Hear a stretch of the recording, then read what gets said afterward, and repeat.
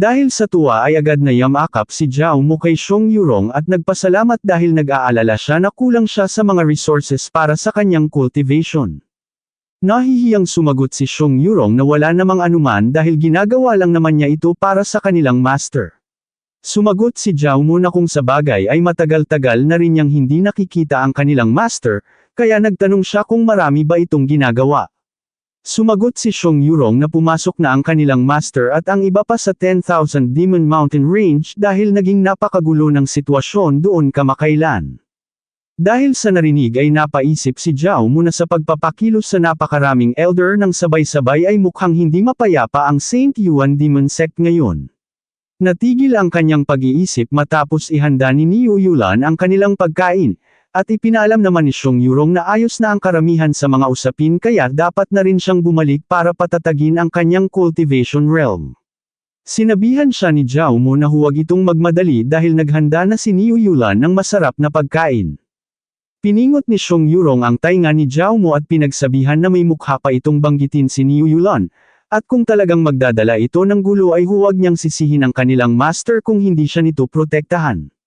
Nakangiting sumagot si Zhao Mu na naiintindihan niya ito. Nang maglakad na papalayo si Xiong Yurong ay nagpaalam na si Zhao Mu sa kanya at iminungkahing bumalik ito muli sa susunod, at sumagot naman si Xiong Yurong na titingnan niya kung makakabalik siya. Pagkatapos ay binaling ni Zhao Mu ang kanyang tingin kay Niu Yulan na naghahanda ng pagkain sa lamesa. Nagkunwari siyang masakit ang kanyang katawan habang nagpaparinig na nag-aral siya ng formation array kanina lang at dahil doon ay medyo naging masakit ang kanyang balikat.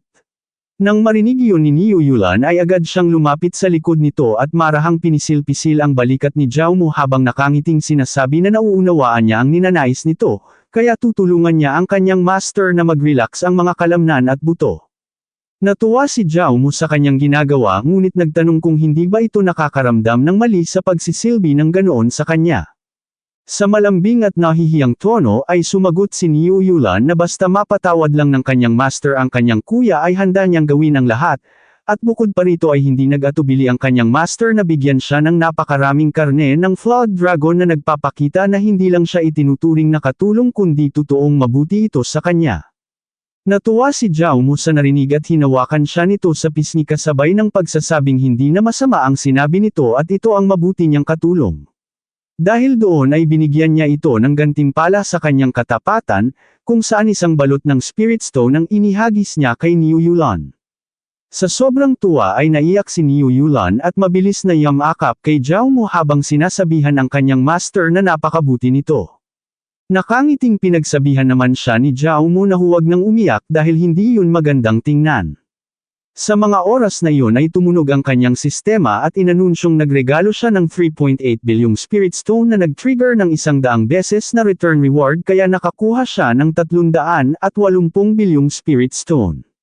Nang matanggap niya ang kanyang gantimpala, agad niyang sinabihan si Niu Yulan na kailangan niya ng magandang kuweba para sa kanyang secluded cultivation upang mag-breakthrough, kaya inutusan niya itong tulungan siyang linisin ang cave dwelling. Nagulat si Niu Yulan at nagtanong kung mag-breakthrough na naman ba ito, at sumagot si Zhao Mu na syempre naman. Dahil doon ay agad na kumilos si Niu Yulan at sinabi sa kanyang master na lilinisin niya yun agad. Nang magsimula itong maglinis ay bigla siyang hinampas ni Zhao Mu sa puwet habang mayabang na sinasabi kay Niu Yulan na ang bilis ng pag-upgrade ng kanyang master ay lampas sa imahinasyon nito. Pagkatapos ay nagtungo na si Zhao Mu sa cave dwelling kung saan tinawag niya ang kanyang sistema at inutusang ilabas ang mga Spirit Stone upang simulan na ang kanyang pag-breakthrough. Nang ilabas ng sistema ang mga stone, nagulat si Zhao Mu kung nasaan ang ipinangakong 380 bilyong Spirit Stone at kung bakit ilang piraso lang ang mga ito. Itinanong niya sa sistema kung ano ang ibig sabihin nito. Sumagot ang sistema na masyadong mataas ang halaga ng Spirit Stones at lumagpas ito sa limitasyon ng temporary storage space ng system kaya automatikong ipinalit ang mga Spirit Stones sa high-grade Spirit Stones. Sinuri ni Zhao Mu ang Spirit Stones at napagtanto niya na 10 bilyong Spirit Stone pala ang katumbas ng isang high-grade Spirit Stone. Naisip niya na medyo kalabisan ang ratio na ito, ngunit ipinaliwanag ng sistema na ang kabuoang dami ng spiritual chi ay hindi nagbago at mangyaring huwag siyang mag-alala sa paggamit nito. Dahil sa narinig ay sinang-ayunan na ito ni Zhao Mu sapagkat basta hindi nabawasan ang spiritual chi ay ayos na sa kanya. Hindi nagtagal ay sinimulan niya ng higupin ang enerhiya mula sa mga spirit stone at isa-isa itong pumasok sa kanyang katawan. Sa labas ay hindi mapakali si Niu Yulan at pabalik-balik siya sa paglalakad habang may hawak na isang plato ng karne na pagkain. Dahil matagal nang nasa secluded cultivation ang kanyang master ay napapaisip siya kung dapat niya bang dalhan ito ng pagkain sa loob, ngunit bigla siyang natigilan nang unti-unting bumukas ang pintuan. Bigla itong naglabas ng matinding enerhiya kung saan ay tumilapon siya paatras habang unti-unting napupunit ang kanyang damit. Nang bumukas ang pinto ay nakita ang figure ni Zhao Mu na unti-unting lumalabas sa makapal na usok, at nang tuluyan ng mawala ang palipad-lipad na usok ay sinabi niya na napakalupit talaga ng high-grade spirit stone. Natuwa si Niu Yulan at sinabi na gaya ng inaasahan niya sa kanyang master ay ang bilis nitong makatungtong sa 9th layer ng foundation establishment. Ngumiti si Zhao Mu at sumagot na marami siyang naging realisasyon kamakailan, at sayang lang dahil naubos na naman niya ang lahat ng spirit stones kaya napagpasyahan niyang kailangan niya pang kumuha ng mas marami. Habang nag-aayos ng damit ay lumapit siya kay Niu Yulan at nagtanong kung hindi ba tama na regular namang nagpapamahagi ang sekta ng mga resources para sa mga disipulo. Sumagot si Niu Yulan ng oo at pwede raw niya itong kolektahin sa pagpunta sa Disciple Courtyard. Sinabi ni Zhao Mu na ipagpapalit niya ang kanyang personal disciple token at sabay na mangungulekta ng ilang resources sa cultivation dahil tamang-tama nitong malulutasan ang kasalukuyan niyang problema.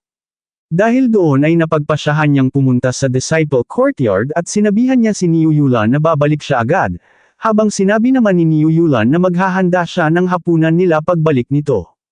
Bago pa man tuluyang lumayo si Zhao Mu ay naglabas siya ng isang nagliliwanag na Pildores na 7 antas na Windwalk Pill.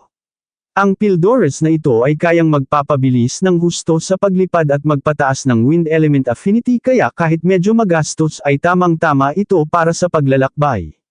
Dali-dali niya itong nilunok at sa isang iglap ay sumiklab ang matinding enerhiya sa kanyang buong katawan at napakabilis niyang lumipad sa ere.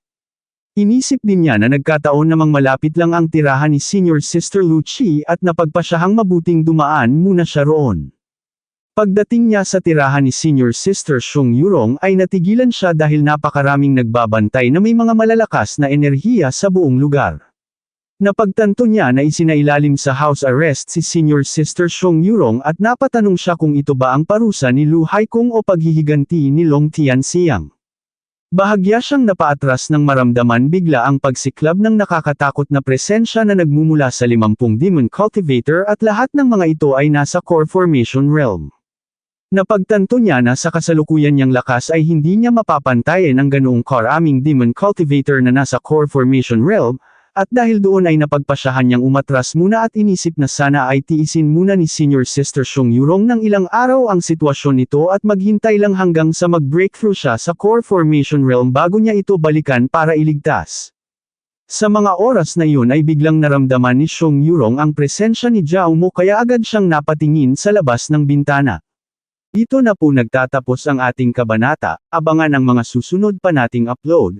Huwag din kakalimutang mag-like, share, subscribe at i-click ang notification bell, para lagi kayong updated sa mga susunod pa nating mga video.